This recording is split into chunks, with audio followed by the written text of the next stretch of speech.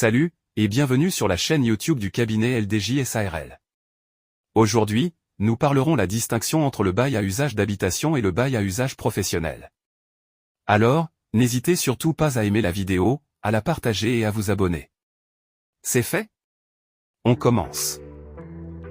La distinction entre le bail à usage d'habitation et le bail à usage professionnel en droit ivoirien, notamment dans le cadre du droit OHADA, repose sur plusieurs critères essentiels. Ces baux sont régis par des bases légales spécifiques, et leur différence réside principalement dans l'objet, la durée, les obligations des parties et le cadre juridique applicable. Partie 1. L'objet du bail. En 1, le bail à usage d'habitation. Cela concerne des locaux destinés à l'usage privé du locataire, pour y établir sa résidence. Il est régi principalement par les dispositions du Code civil et du Code de la construction et de l'habitat. Ce type de bail vise la protection du locataire en tant que résident. En 2, le bail à usage professionnel. Ce bail concerne des locaux destinés à un usage commercial, industriel, artisanal ou autre. En droit OHADA, ce type de bail est généralement régi par les principes du droit commercial et les dispositions de l'ODJ, OHADA, en particulier les articles concernant les baux commerciaux. Ce bail est orienté vers les activités professionnelles du locataire, entrepreneur, société, etc. Partie 2. La durée du bail.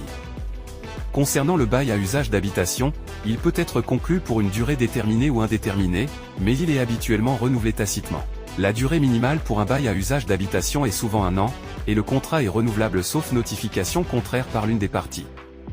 La résiliation doit se faire dans le respect d'un préavis de 3 mois.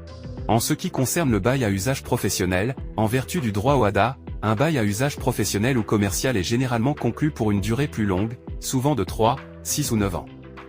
Le droit OHADA dispose que ce type de bail est un contrat à durée déterminée, avec un renouvellement tacite sauf en cas de notification contraire par l'une des parties.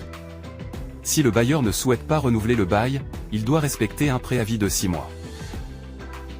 Partie 3. Le régime des loyers. Pour le bail à usage d'habitation, le montant du loyer est librement fixé par les parties, mais il existe des régulations légales en matière d'augmentation du loyer. En effet, le loyer ne peut pas être arbitrairement augmenté, et le locataire bénéficie d'une certaine protection contre les hausses excessives. La loi permet aux bailleurs de procéder à des augmentations sous certaines conditions définies par la réglementation locale. Concernant le bail à usage professionnel, le loyer dans le cadre d'un bail commercial est généralement plus élevé que pour un bail d'habitation, et il est souvent librement négocié entre les parties. Les augmentations de loyer peuvent être négociées ou prévues contractuellement, mais elles doivent respecter les termes du contrat et le principe de bonne foi commerciale. En droit OHADA, il est possible d'inclure des clauses d'indexation dans le contrat de bail pour ajuster le montant du loyer. Partie 4. La protection du locataire.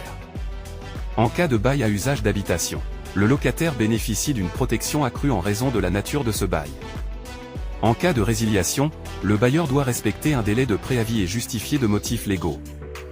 De plus, en cas d'expulsion, le locataire bénéficie de procédures spécifiques de protection contre l'expulsion abusive. En droit ivoirien, le locataire bénéficie aussi d'une protection contre les augmentations excessives du loyer et les conditions de vie insalubres. Quant au bail à usage professionnel, bien que le locataire bénéficie également d'une certaine protection, notamment contre les augmentations de loyers excessives et les expulsions abusives, cette protection est moins rigide que dans le cadre du bail d'habitation. Les baux commerciaux sont plus souples, et les règles concernant la résiliation et les augmentations de loyers sont généralement négociées librement entre les parties. Cependant, en droit OHADA, il existe une protection minimum pour le locataire commercial, notamment en cas de résiliation injustifiée du bail par le bailleur. Partie 5. La nature des réparations et entretiens. S'agissant du bail à usage d'habitation, le bailleur est responsable des réparations majeures, à savoir les réparations nécessaires à la conservation du logement. Le locataire doit s'occuper des réparations d'entretien courant. Par ailleurs, le bailleur ne peut pas imposer des charges excessives à ce titre. À propos du bail à usage professionnel, les obligations de réparation sont généralement plus flexibles et négociables. Le locataire commercial assume une responsabilité accrue en matière d'entretien et de réparation des locaux, en particulier si des travaux spécifiques sont nécessaires à l'exercice de son activité. De plus, il peut être amené à effectuer des aménagements dans les locaux pour répondre aux besoins spécifiques de son activité professionnelle. Partie 6. La fin du contrat. Le bail à usage d'habitation prend fin. En cas de résiliation, le locataire bénéficie dès lors d'un délai de préavis de 3 mois, et le bailleur doit justifier d'un motif légitime pour demander la résiliation.